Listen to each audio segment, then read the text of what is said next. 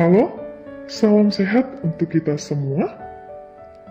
Kali ini kita bertemu di dalam kelas seni budaya. Pada bab 1, kita akan mempelajari seni rupa, yaitu seni lukis. Tujuan pembelajaran kita hari ini adalah 1.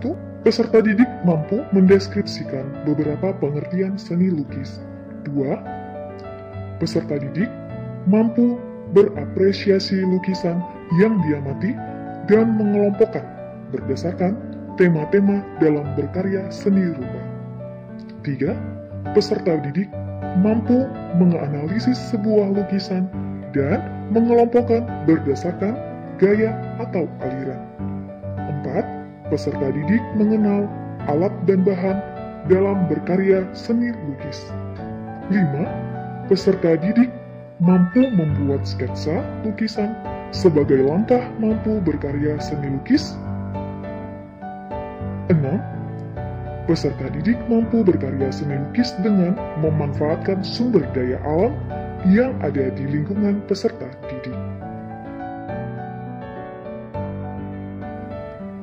Kita masuk ke A, seni lukis gaya atau aliran. Pengertian seni lukis. Seni lukis adalah kebebasan berekspresi sebagai ungkapan perasaan manusia yang dituangkan dalam bidang dua-dimensional dengan menggunakan garis dan warna. 2. Melukis. Melukis adalah kegiatan mengolah medium dua dimensi atau permukaan dari objek tiga dimensi untuk mendapat kesan tertentu. Medium lukisan bisa berbentuk apa saja, seperti kanvas, kertas, papan, dan bahkan film di dalam fotografi. Bisa dianggap sebagai media lukisan. Alat yang digunakan juga bermacam-macam, dengan syarat bisa memberikan imaji tertentu kepada media yang digunakan. Tujuan seni lukis. 1. Tujuan religius. 2. Tujuan kritik sosial. 3. Tujuan ekspresi. 4. Tujuan komersial. Tujuan religius adalah tujuan berkarya seni untuk tujuan religius sudah berlangsung sejak zaman nenek moyang.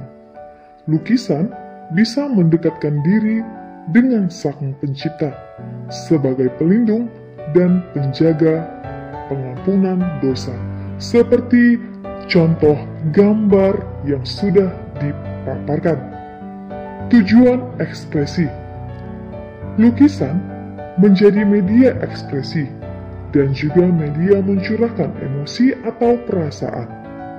Coretan garis dan warna merupakan perwujudan dari dorongan emosi dan gejolak jiwa pelukisnya, sehingga penikmat karya seni tidak hanya mengutamakan keindahan semata.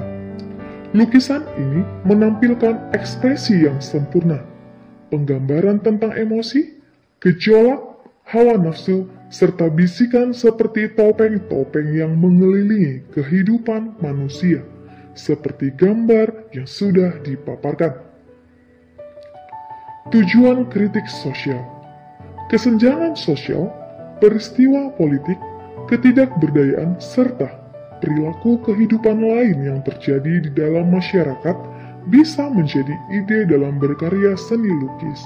Contoh seperti gambar yang sudah dipaparkan. Lukisan. Lukisan adalah karya seni yang menerapkan media cat, pigmen, warna, atau media lainnya ke permukaan.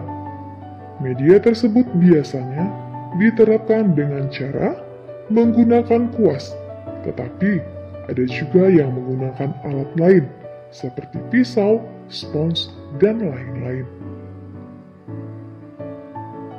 Tujuan komersial. Seringkali kita lihat lukisan yang dijual di pinggir jalan dengan warna mencolok dan kebanyakan didominasi oleh lukisan pemandangan. Tujuan penciptaan lebih mengutamakan aspek komersil, sehingga bentuk dan gaya lukisannya cenderung mengikuti selera pasar. Kita masuk ke 5 aliran dan gaya lukisan. Aliran atau gaya adalah ciri khas, tema dan teknik yang ada dalam karya lukisan. Ada 3 aliran dalam seni lukis, yaitu A. Representatif, B. Deformatif, C. Aliran non-representatif. Kita masuk yang ke A. Representatif merupakan perwujudan gaya seni rupa yang menggunakan keadaan nyata pada kehidupan masyarakat dan gaya alam. Aliran ini dibagi menjadi 3.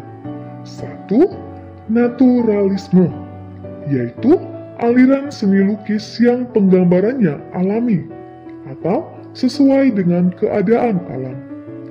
Pelukis yang beraliran naturalisme adalah Basuki Abdullah, Abdullah Suryobroto, Mas Pringadi, Wakidi, Claude, Rubens, Konstabel, dan Indra Rukmana. Seperti gambar ini adalah gambar naturalisme. Realisme. Realisme yaitu aliran yang memandang dunia ini tanpa menambah dan mengurangi objek. Penggambarannya sesuai dengan kenyataan hidup. Pelukis yang termasuk aliran ini adalah Trubus, Wardoyo, Tarmizi, S. Sujojono, Dullah, dan Heri Sujarwato. Contoh gambar dari aliran realisme adalah seperti berikut yang sudah dipaparkan. Romantisme, yaitu aliran seni lukis yang lebih bersifat imajiner, yang melukiskan cerita romantis, peristiwa yang dahsyat atau kejadian yang dramatis. Pelukis yang termasuk aliran ini adalah Raden Saleh, Francisco Goya, dan Turner. Contoh gambar aliran romantisme adalah seperti gambar yang sudah dipaparkan ini. Deformatif. Kita masuk ke B, deformatif. Deformatif di sini adalah perubahan bentuk dari aslinya sehingga menghasilkan bentuk baru, namun tidak meninggalkan bentuk dasar aslinya. Yang termasuk aliran deformatif adalah 1. Ekspresionisme, yaitu aliran seni lukis yang penggambarannya sesuai dengan keadaan jiwa sang perupa yang spontan pada saat melihat objek karyanya, seperti contoh gambar berikut. 2. Impresionisme, yaitu aliran seni rupa yang penggambarannya sesuai dengan kesan saat objek tersebut dilukis. Perupa yang termasuk dalam aliran ini adalah Claude Monet, Georges Seurat, Paul Cézanne, Paul Gauguin, dan S. Sujojono. Surrealisme yaitu aliran yang menyerupai bentuk-bentuk yang sering di dalam mimpi. Pelukis yang termasuk aliran ini adalah Salvador Dali. Kita masuk ke 4, kubisme, yaitu aliran yang penggambarannya berupa bidang segi 4 atau bentuk dasarnya kubus. Pelukis yang termasuk dalam aliran ini adalah Pablo Picasso, Bud Mostard, Sri Hadi, Fajar Siddiq, dan Mohtar Afin. Kita masuk ke C, aliran non-representatif. Aliran ini merupakan suatu bentuk yang sulit untuk dikenal karena sudah meninggalkan bentuk aslinya. Lebih menekankan unsur formal, struktur unsur rupa, dan prinsip estetik. Pelukis yang termasuk aliran ini adalah Amri Yahya, Fajar Siddiq, Bud Mokhtar, dan Sadali. Ini adalah beberapa nama tokoh pelukis. Yang pertama adalah Abdullah. Abdullah lahir di Semarang pada tahun 1878. Agus Jaya, pelukis terkenal Indonesia ini lahir dari keluarga bangsawan Banten pada tanggal 1 April 1913 dengan nama asli Raden Agus Jaja Suminta. Yang ketiga adalah Avandi Kusuma. Lahir di Semarang pada tahun 1878. Kita masuk ke B. Tema-tema yang dalam pembuatan karya seni rupa murni lukisan adalah 1. Manusia dengan dirinya sendiri. 2. Manusia dengan manusia lain. 3. Manusia dengan alam sekitarnya. 4. Manusia dengan alam benda. 5. Manusia dengan aktivitasnya. 6. Manusia dengan alam hayal. Mari amati karya seni berikut. Amati gambar lukisan berikut.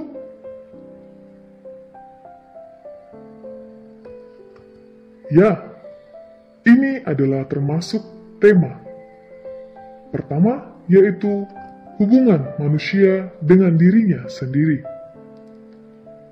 Ini adalah potret diri karya Avandi. Hubungan antara manusia dengan dirinya yaitu mengungkapkan cita rasa keindahan. Manusia mewujudkannya lewat media ekspresi, misalnya menggunakan potret dirinya sendiri sebagai objek lukisannya. Perhatikan gambar 2. Tema apakah yang termasuk? Yang menggambarkan dari lukisan ini? Ya, adalah tema 2, yaitu hubungan antara manusia dengan manusia lain. Yaitu, pelukis mengekspresikan cita rasa keindahan menggunakan objek orang lain. Mari amati gambar ketiga. Gambar ketiga adalah hubungan antara manusia dengan alam sekitarnya. Hubungan antara manusia dengan alam sekitarnya yaitu pelukis mengungkapkan cita rasa dengan alam sekitar sebagai objek. 4. Gambar ini adalah gambar dengan tema hubungan manusia dengan benda, yaitu pelukis menjadikan benda-benda sebagai objek lukisan. Yang kelima, gambar ini adalah gambar dengan tema hubungan antara manusia dengan aktivitasnya. Aktivitas manusia dalam kehidupan sehari-hari yang dijadikan objek oleh pelukis dalam karya seninya. Misalnya, kegiatan menari, kesibukan jual beli di pasar, kesibukan panen padi di sawah. Hubungan antara manusia dengan alam hayalnya adalah pelukis mewujudkan ide imajinasi atau hayalan ke dalam karya seni rupa.